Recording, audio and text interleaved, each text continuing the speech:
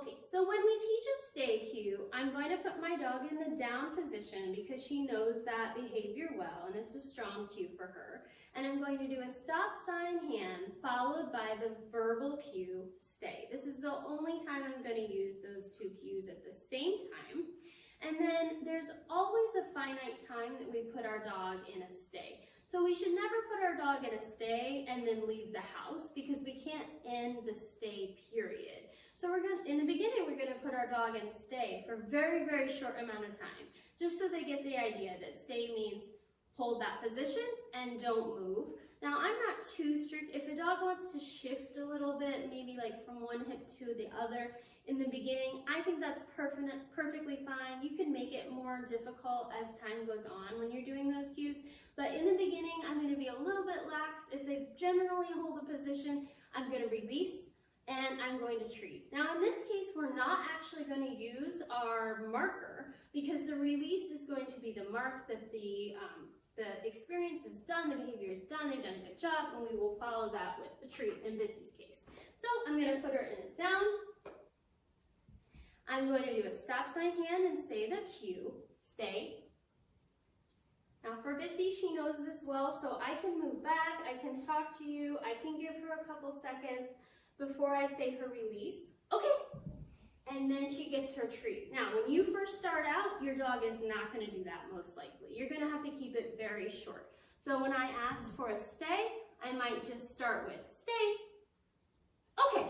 And I might not even move because when I move, my dog wants to move. So it's perfectly fine if your beginning stages of stay is something like that. Down. Oh.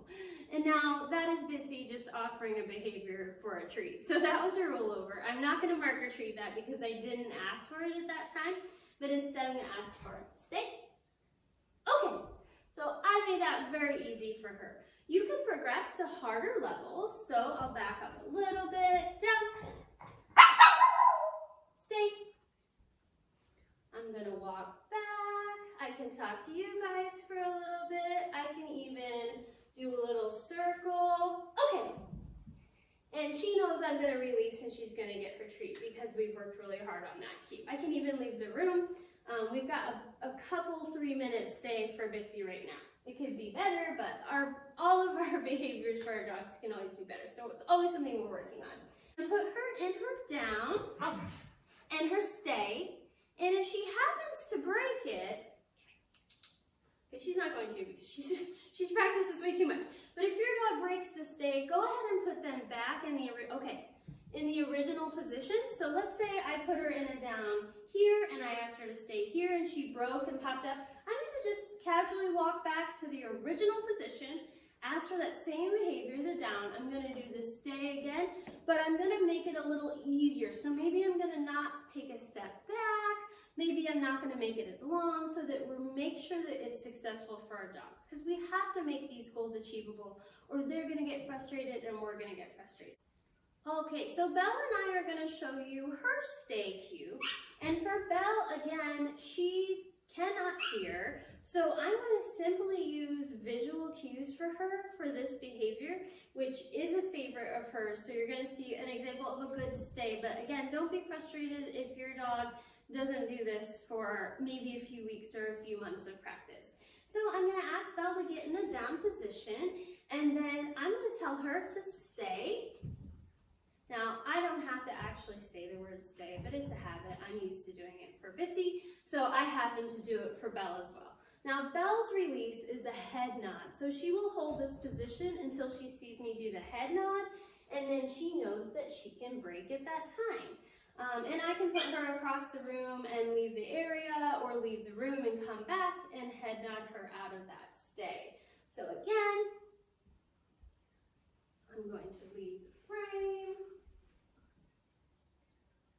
She's focused very well on me. She knows to watch for the head nod, and that means she can come out of her stay. So I'll show you with Bitzy and Belle.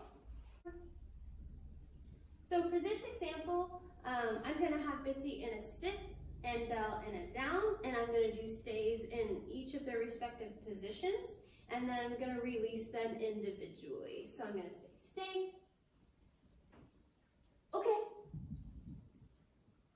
and for Belle the head nod. So that's a really fun kind of party trick you can play with your dogs when you have guests over, or sometimes it can just be a really practical way.